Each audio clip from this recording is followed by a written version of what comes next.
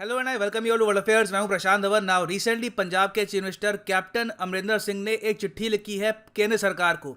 इन्होंने एस जयशंकर साहब को यह कहा है कि जल्द से जल्द शहीद उधम सिंह जी की जो गन है ये वापस लाओ भारत में, क्योंकि यूके में बहुत ही गलत जगह पे इसको डिस्प्ले कर रखा है। नाउ डिस्कस करेंगे यहाँ पे इशू क्या है, मगर सबसे पहले आपको पता होना चाहिए शहीद उधम सिंह जी की हिस्ट्री के बारे में। नाउ सरदार उधम सिंह जी का जन्म हुआ था 1899 में in the Sangrur district of Punjab.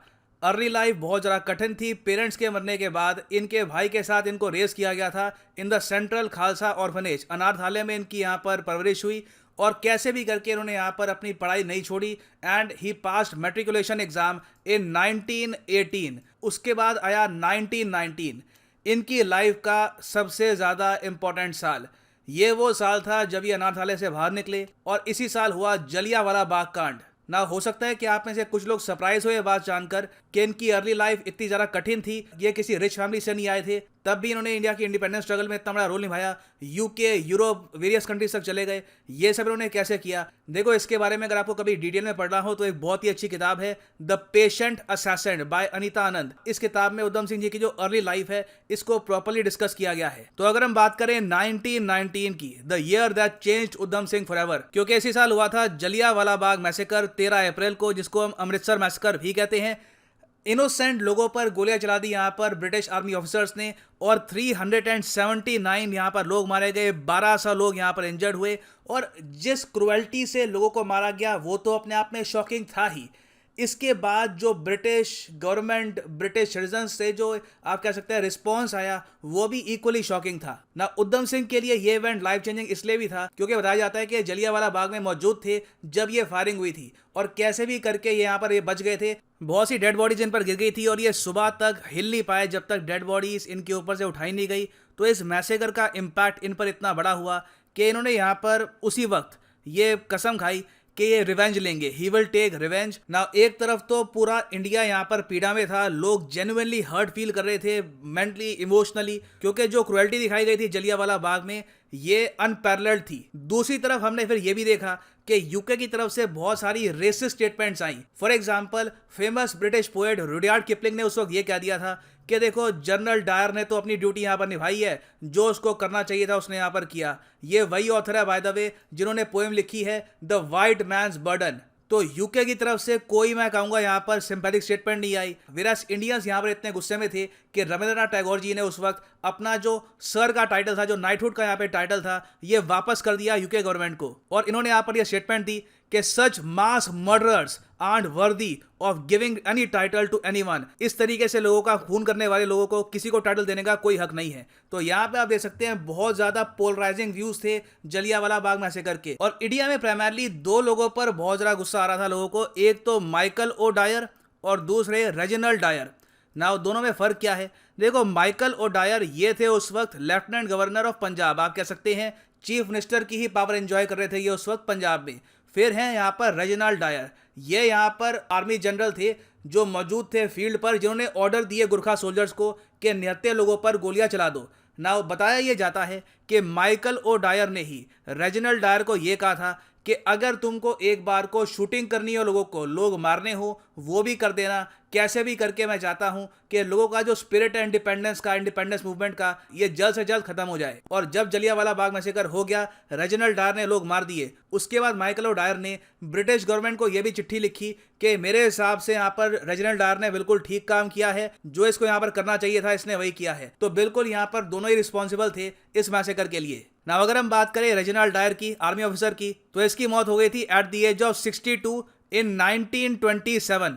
जब ये मरा था 1927 में, उस वक्त उधम सिंह यूके में नहीं थे। मगर एक इंटरेस्टिंग बात मैं आपको ये बताता हूँ कि बताया जाता है कि रेजिनल्ड डायर के आखिरी शब्द ये थे कि कई लोग कहते हैं कि मैंने अमृतसर में उस वक्त ठीक किया, कई लोग कहते हैं मैंने गलत किया, मैं बस मर के ऊपर जाना चाहता हूँ और अपने मेकर मतलब गॉड से पूछना चाहता हूँ कि मैंने क्या उस दिन ठीक किया या गलत किया। नाउ रेजिनल्ड डायर तो बहुत ज्यादा पेनफुल डेथ मर गया एट द एज ऑफ 62। अब यहाँ पर बचा था माइकल ओ डायर, ये काफी लंबे समय तक जिया और उधम सिंह का जो टारगेट था वो माइकल ओ डायर ही था, the lieutenant governor of Punjab. मगर माइकल ओ डायर को मारना आसान काम था नहीं, क्योंकि ये पहुंच चुका था अब यूनाइटेड किंगडम वापस। और सिंस ये लेफ्टिनेंट गवर्नर था ऑफ पंजाब, इसको टाइटल्स भी दिए गए, ये सर माइकल ओ डायर था, तो इसके आसपास सिक्योरिटी भी होती थी, हमेशा ये पॉश एरिया में था, तो इसको मारने में काफी टाइम लगा। उधम सिंह जी को बहुत वेट करना पड़ा सही टाइम के लिए, और तब जाकर 1940 में, जी हाँ 1940 में उधम सिंह जी ने माइकल ओडायर को मारा। और उधम सिंह यूके कैसे पहुंचे, ये स्टोरी भी बहुत इंटरेस्टिंग है। 1924 में ही उधम सिंह जी जुड़ गए थे गदर पार्टी से। उसके बाद इन्होंने इंडिया से बाहर बहुत ट्रैवल किया, यूरोप गए, वेरियस कंट्रीज में गए, और उसके बाद 1927 में ये भारत में आए। किसके ऑर्डर्स पर? भगत सिंह जी के ऑर्डर्स पर, क्योंकि इनको यहाँ पर एम्यूनेशन, बंदूकें वगैरह प्रोवाइड करनी थी भगत सिंह जी और बाकी फ्रीडम फाइटर्स को। नाउ अराउंड 1927 जब ये भगत सिंह जी की हेल्प कर रहे थे, तब एक बार इनका अरेस्ट हो गया और उसके बाद इनको 5 साल जेल में बिताने पड़े। फिर ये जेल से छूटे थे 1931 में। तो अब आप यहाँ पे नोटिस कर सकते हैं कि जब ये जेल में थे, उसी वक्त जो आर्मी ऑफिसर था डायर, वो यूके में मेडिकल रीजन की वजह से मर गया। नाउ जब ये बाहर निकले 1931 में, इनका एक ही ऑब्जेक्टिव था कि माइकल और डायर को ये खुद अपने हाथों से मारना चाहते थे, उसको पनिश करना चाहते थे फॉर जलियांवाला बाग मैसेकर। मगर ये काम बहुत ज़रा मुश्किल था, क्योंकि अब इनका बन गया था एक क्रिमिनल रिकॉर्ड ब्रिटिश इंडिया के हिसाब से, और अब इनको ट्रैवल करना था all the way to Europe. मगर इन्होंने हार नहीं मानी। ये पहले गए कश्मीर में, फिर कश्मीर से कैसे भी करके ये पहुंचे जर्मनी में। जर्मनी में किस साल गए? ये गए थे 1934 में। उस वक्त जर्मनी आज का जर्मनी नहीं था, उस वक्त जर्मनी था हिटलर का जर्मनी, नाजी जर्मनी। तो पहले यहाँ पर ये जर्मनी गए, फिर यूरोप के कई कंट्रीज से होते हुए, फ्रांस से होते हुए, कैसे भी करके ये पहुंचे यूके में। और फिर कई सालों के इंतजार के बाद 13 मार्च 1914 को इनको फाइनली मौका मिला जनरल डायर को मारने का, और इन्होंने जनरल डायर को गोली मारते ही सरेंडर कर दिया। इन्होंने यहाँ पर यह कहा, अब मुझे तुम फांसी पे लटका दो, मुझे जेल कर दो, मुझे कोई मतलब नहीं है, मेरा काम था इसको पनिश करने का, मैंने वो काम कर दिया। मगर उधम सिंह जी की लाइफ के जो आखिरी के कुछ दिन थे इन ब्रिक्सटन प्रिजन, क्योंकि अब ये बात तय थी कि इनके खिलाफ केस अब शुरू हो चुका है, तो ब्रिटिशर्स बहुत ही जल्द एक नकली सा केस जल्दी से यहाँ पे फॉरवर्ड करके इनको फांसी की सजा सुना देंगे, क्योंकि ब्रिटिशर जेन्युइनली काफी शॉक थे इनकी इस एक्ट से। तो जब ये ब्रिक्सटन प्रिजन में थे, तब काफी बार जब ब्रिटिश ऑफिसर्स ने इनसे पूछा कि तुम्हारा नाम क्या है, तब इन्होंने कभी भी उधम सिंह नहीं बोला, इन्होंने हमेशा बोला राम मोहम्मद सिंह आज़ाद। ये मैं कहूँगा एक मैसेज था ना सिर्फ ब्रिटिश गवर्नमेंट के लिए, बल्कि इवन इंडियंस के लिए बैक होम इन इंडिया, क्योंकि इनको पता था कि जो यहाँ पर बोल रहे हैं ये भारत का मीडिया भी कवर करेगा, भारत के अखबार भी कवर करेंगे।